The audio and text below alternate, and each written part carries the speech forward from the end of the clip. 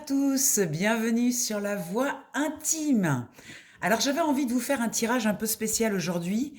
J'avais envie qu'on aille voir qu'est-ce que l'on peut faire, qu'est-ce qu'on doit faire par rapport à la situation mondiale, à ce qui se passe dans le monde, à toutes ces peurs-là qui nous attrapent quand on écoute les informations, ce qui n'est pas mon cas, mais quand on suit l'actualité, quand on voit tout ce qui se passe dans le monde, il y a beaucoup de chaos, beaucoup de choses. Et en fait, j'avais envie d'utiliser cet espace pour aller voir qu'est-ce qu'on peut faire individuellement par rapport à tout ça.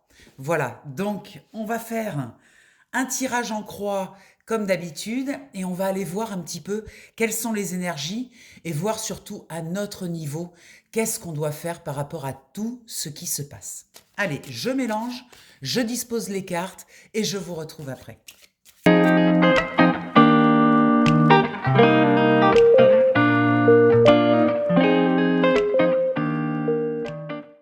Allez, c'est parti. Alors, c'est rigolo parce que pendant que je mélange les cartes, il y a une carte qui a sauté, qui est le 5 de denier. Et le 5 de denier, ça nous parle de la peur du manque. Voilà, donc c'est complètement d'actualité. Je pense que ça fait partie d'une des plus grandes peurs. La peur de perdre ce que l'on a, la peur du manque, la peur du côté des finances, de ne pas arriver à s'en sortir.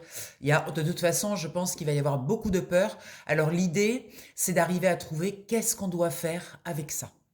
On part au centre, on va aller voir les énergies principales de ce tirage, où est-ce qu'il veut nous amener et qu'est-ce qu'il veut nous montrer et nous expliquer. Alors on a le 7 d'épée.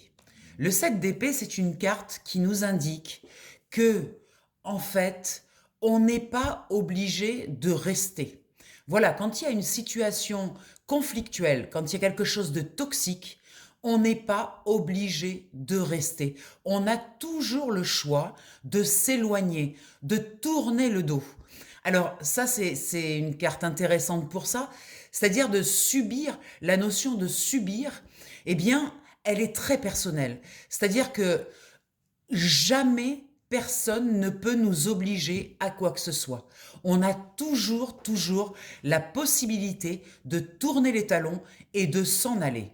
Ça, c'est fondamental.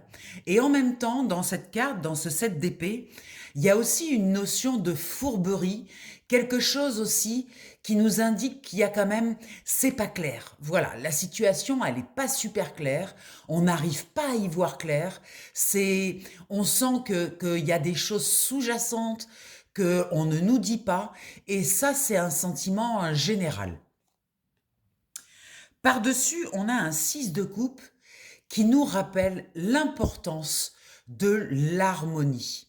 Voilà, le 6 de coupe, c'est une carte très aimante, très douce, qui nous invite vraiment à nous entourer de belles choses, à regarder les belles choses, à arrêter de se fixer sur les choses qui sont tristes, qui nous mettent en colère, etc. Donc vraiment, avec le fait de ne pas être obligé de rester et d'accepter de tourner les talons pour revenir à un état où l'amitié compte, les belles choses. En fait, faire prendre soin de son entourage, des personnes qui sont autour de nous, aller plus vers la qualité plutôt que la quantité.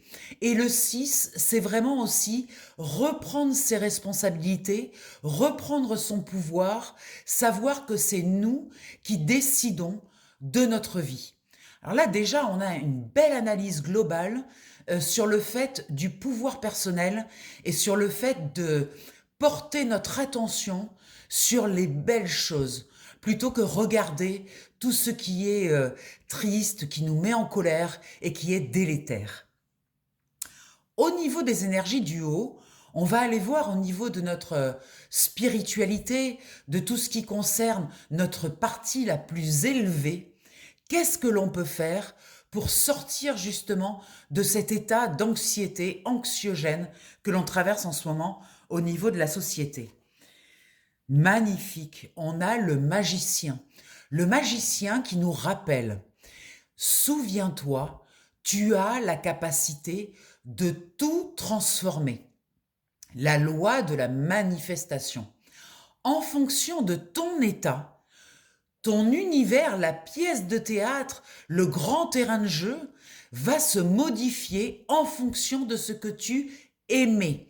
Et le magicien, il reprend le pouvoir sur ce qu'il aimait, sur ce qu'il sort de lui. Très important d'avoir toujours une parole juste, que ta parole soit impeccable, de faire attention à ce que l'on transmet, aux mots que l'on choisit. Voilà, si on est en colère et si on parle depuis un endroit qui est en colère, effectivement, dans la grande pièce de théâtre, dans le grand jeu de la vie, on va avoir, comme on a toujours raison, on va avoir un reflet qui va nous envoyer le fait que on a raison d'être en colère. Donc, prendre grand soin à notre émission, à ce que l'on aimait, sachant que on manifeste depuis une pensée. La pensée, c'est le début de la manifestation. Donc, prendre soin de ce que l'on pense, prendre soin de ce que l'on veut, parce que en fonction de ce que l'on veut, de manière consciente ou inconsciente, sur le terrain de jeu, le miroir va nous renvoyer exactement ce que l'on pense. Donc prendre grand soin de ça. Et la tempérance par-dessus vient confirmer et valider de mettre ce qui s'appelle de l'eau dans son vin. C'est-à-dire de ne pas être dans des réactions, de ne pas être dans des actions qui sont brutales, qui sont dures, qui sont exigeantes, même envers nous-mêmes, ou qui partent de la peur, par exemple. Vous voyez, quand on part de la peur, de l'anxiété, comment voulez-vous que le monde extérieur nous renvoie quelque chose de lumineux quand on part d'une énergie où on est en colère, où on est triste, où on a peur? Donc là, on nous ramène encore à faire attention à son intérieur, son univers intérieur, de prendre grand soin de notre vibration. Revenons à cela, la vibration intérieure, ce que l'on aimait. Alors on va aller voir concrètement dans la matière, qu'est-ce qu'on peut faire? Parce que c'est beau toutes ces paroles, mais la matière, ben, elle nous rattrape. C'est-à-dire on a un loyer à payer, on a des enfants peut-être qui sont à l'école, on a des frais. Comment gérer cette anxiété montante de pas savoir où on va, de pas savoir l'anxiété de se dire mais le monde, où est-ce qu'il va finalement et est-ce que demain je serai à l'abri? Le 8 de coupe, regardez, magnifique. Le 8 de coupe, on parle des émotions avec les coupes. Et on nous montre que en 2025, on a suffisamment pataugé dans ces énergies de peur. Et vous voyez toutes ces coupes que l'on laisse derrière soi et on décide de se tourner vers un avenir beaucoup plus radieux. Il y a une envie de démarrer de nouvelles choses, de se lancer dans des choses différentes. Alors, une fois que l'on a fait le point de toutes ces coupes, de toutes ces émotions délétères, qu'on a décidé de les laisser, de les abandonner fin 2025, on démarre ce nouveau cycle, on est plutôt neuf au niveau des énergies. Là, on est sur le 8, on bascule sur le 9. Le 9 de coupe, c'est la capacité de réaliser tout ce que l'on veut. Donc, il y a quelque chose dans le renouveau, vous voyez, elle se tourne vers un ciel qui est clair, qui est dégagé. Et donc, il y a un nouveau départ, il y a quelque chose de nouveau qui est en train de nous pousser à redéfinir ce que l'on veut dans notre vie. Et derrière, on a ce page de bâton. Alors, le page de bâton, c'est effectivement une nouvelle énergie, une nouvelle façon d'envisager sa vie avec de nouvelles bases. Et le page de bâton, c'est le valet, il est jeune dans cette énergie. Il est plutôt inexpérimenté. Voilà, il y a quelque chose de frais, de léger, il y a de la joie, c'est jeune, mais en même temps, c'est maladroit. Donc il faut aussi accepter qu'il y a des maladresses dans ce nouveau chemin. On n'est pas expérimenté. On expérimente au fur et à mesure du chemin. Donc là, on est dans le valet, c'est le début, et en fait, il y a quelque chose d'immature. Mais il faut l'accepter. Voilà, on va apprendre sur le chemin. Donc, insuffler le fait de mettre de nouvelles énergies au niveau de notre émotionnel et également au niveau de nos actions quotidiennes. C'est-à-dire que si par exemple, vous n'avez pas une vie active, vous faites des grasses matinées tous les matins parce qu'en ce moment, vous êtes arrêté au niveau du travail, vous n'avez rien à faire, eh bien, levez-vous tôt, habillez-vous, lancez-vous dans quelque chose, faites quelque chose, modifiez en fait votre quotidien. Si tous les matins, vous vous levez à 7 heures pour aller travailler à 8 heures, eh bien peut-être levez-vous à 6h30. Prenez une demi-heure pour vous, uniquement pour vous, pour savoir ce que vous avez envie de mettre dans cette journée. Peut-être pour prendre un petit moment méditatif, de dire qu'est-ce que j'ai envie dans cette nouvelle journée. Quelles sont mes envies, quelles sont mes volontés. Voilà, peut-être faire quelque chose, modifier un quotidien, une routine, pour se mettre dans quelque chose de nouveau. Alors, qu'est-ce qui bloque dans les énergies, évidemment, mondiales pour nous? Parce qu'on fait partie du monde, on fait partie du tout.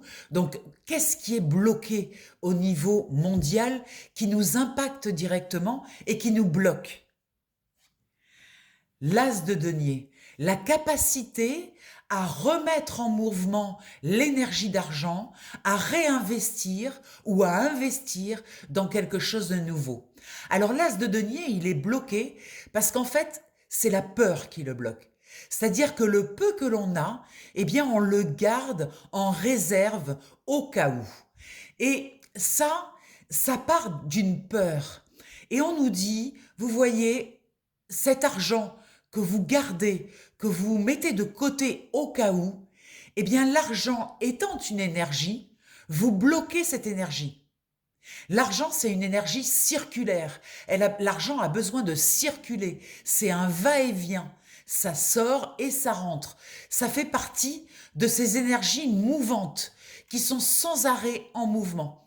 Lorsque l'on décide de thésauriser, de le bloquer, de l'enfermer avec ce fameux au cas où, eh bien, on ne stimule plus la créativité, l'envie d'avancer, le mouvement. Et ça, c'est un réflexe, je dirais, reptilien, de s'enfermer, de garder, de vouloir préserver. Mais quand on préserve, regardez, on ferme la main. Et quand on ferme la main, eh bien, on ne peut pas recevoir avec la main ouverte, vous voyez? Donc, plus on va fermer, retenir, moins on va recevoir. Donc, c'est très important de réouvrir sa main, d'accepter de remettre en circulation cette énergie d'argent pour pouvoir recevoir les fruits de cet investissement. Automatiquement, si on ferme, on verrouille l'investissement, eh bien, on ferme, on verrouille aussi les fruits, la récolte. Regardez l'énergie du pendu. L'énergie du pendu, alors c'est une énergie générale. On voit bien qu'il y a un blocage. Le pendu, il est bloqué, il est attaché, enfermé et en plus il est pendu à l'envers. Alors pourquoi il est pendu à l'envers? Parce que ce que nous demande cette carte, c'est de regarder les choses différemment. En regardant les choses d'un autre angle, cela nous permet de gagner en flexibilité. On devient flexible, on s'adapte, on ouvre. L'adaptation, c'est une énergie qui ouvre, plutôt que fermer avec de la rigidité. Vous voyez, en tournant cette carte, en la mettant dans un autre angle, en tournant notre façon de voir les choses, on récupère de la flexibilité et en récupérant de la flexibilité, on récupère de la capacité d'adaptation. La capacité d'adaptation, c'est une capacité qui n'a plus peur, qui fait confiance à ses ressources intérieures pour s'adapter au monde de demain. Vous voyez, cette carte, elle est très importante. Ce pendu, il tombe pile poil au bon endroit parce que effectivement, il est très important de récupérer de la capacité d'adaptation et de la flexibilité. Ajoutez à cela la capacité de réouvrir sa main pour recevoir. Mais pour recevoir, il faut donner d'abord. Et pour donner, on ne le fait pas avec un poing fermé. C'est un très très beau tirage là sur le blocage. Franchement, on a des informations importantes, je pense, pour arriver à affronter ce qui va se passer là, ce qui se passe actuellement dans le monde. On va aller voir maintenant ce qui nous aide. Magnifique. Ce qui nous aide, eh bien, c'est l'amour. Ce 2 de coupe, il nous indique que face à la peur, la seule émotion qui existe, c'est l'amour. Il existe 2 émotions principales dans le monde, la peur et l'amour. De la peur découle la colère, la tristesse, la jalousie, toutes les énergies négatives. De l'amour découle l'envie de faire, la joie, la légèreté. Donc, qu'est-ce qui nous aide? La capacité à nous aimer. C'est comme si, depuis le Covid, on avait pris une distance par rapport à notre façon d'aimer. Là, aujourd'hui, plus que jamais, on nous recommande d'aimer notre prochain. Notre prochain, c'est l'autre. D'aimer l'autre dans sa différence. Au lieu d'être dans le jugement de ce qui nous différencie, d'apprendre à aimer nos différences. Parce que nos différences nous permettent de nous compléter. Voilà, on va pas vers les autres pour trouver des semblables, des gens qui pensent comme nous, des gens qui sont comme nous. Ça, c'est très enfermant. On crée des clans. Là, on nous propose d'aller vers des personnes qui, justement, sont différentes de nous, pensent différemment. Parce que on va apprendre à débattre, à défendre nos opinions, mais en douceur, depuis l'amour, pas depuis le fight, pas depuis le combat, depuis l'amour. Et ça, c'est une très, très grande clé. Le 2 de coupe nous indique qu'il y a la capacité, on retrouve la tempérance de mélanger nos flux, de mélanger nos énergies, de créer des coopérations, de créer, au lieu d'être concurrents, de coopérer. Il n'y a que comme ça qu'on y arrivera à lutter contre ce monde qui, en fait, divise, oppose. On est en 2026. En 2026, on est d'abord sous l'influence du 2. Depuis ce nouveau siècle, on est sous l'influence du 2. Le 2 nous demande de coopérer. Le 2 contrarié, c'est les divisions. Donc là, ce qu'on nous propose vraiment, c'est une aide qui est apportée et c'est très puissant. La coopération est plus forte que tout. Regardez, le fou. Le fou, c'est l'arcane majeur 0. Elle nous montre que c'est le commencement d'une nouvelle ère, d'une nouvelle façon de vivre. Le jeu est très clair. Gagner en flexibilité, regarder les choses autrement, enlever de la rigidité, mettre de l'amour pour pouvoir créer cette chose nouvelle. Mais pour cela, il faut se débarrasser de tout le superflu. Le fou, c'est un être qui part sans rien. Il se jette dans le vide depuis sa foi, depuis sa confiance, et il se jette dans le vide avec rien. Il n'a pas d'opinion, il n'a pas d'idées très arrêtées. Il est ouvert à ce qui vient. Il est ouvert à la nouveauté. Incroyable, magnifique. On a absolument tout dans ce jeu. J'hésitais vraiment à faire un tirage sur le monde et j'avais pas envie de faire un tirage sur ce qu'il se passe au niveau politique, au niveau du monde, sur les guerres, sur tout ça. J'avais surtout envie de faire un tirage sur qu'est-ce que l'on peut faire soi, à son niveau. Parce que ça, c'est important. Souvent, on se décourage en se disant, oui, mais qu'est-ce que je peux faire moi? Parce que finalement, est-ce que j'ai du pouvoir dans cette histoire? Avec ce qui se passe en Iran, aux États-Unis, en France, les agriculteurs, enfin toutes les informations qui circulent en ce moment, on se sent impuissant. Et j'avais envie de faire un tirage pour vous dire non, vous n'êtes pas impuissant. Vous avez le pouvoir de faire quelque chose à votre niveau. Et ne croyez pas que votre niveau, ça n'agit pas sur le monde. Bien sûr que si. On est tous liés, on fait tous partie de ce monde. Et chacun, comme le colibri, a quelque chose à faire. Voilà, j'espère que ce tirage vous aura apporté un éclairage. Je pense que je vais en faire d'autres parce que c'est important de vous remettre dans votre pouvoir. J'espère que ça vous a plu. Je vous rappelle que pour un tirage individuel, vous pouvez me contacter au 06 46 84 93 52. Je vous aiderai à peaufiner qu'est-ce que vous pouvez faire, vous, au niveau individuel, dans votre vie, pour arriver à insuffler dans ce monde quelque chose qui aide, qui permet justement de se mettre au service. C'est vous qui tirez vos cartes, donc c'est votre inconscient qui vous envoie un message de vos capacités, de vos dons, de vos facultés, de vos talents. Et vraiment, offrez-vous ce moment parce que vous allez ressortir de là avec un paysage totalement changé sur vos talents. Et ça, c'est très important en ce moment de connaître correctement ses talents.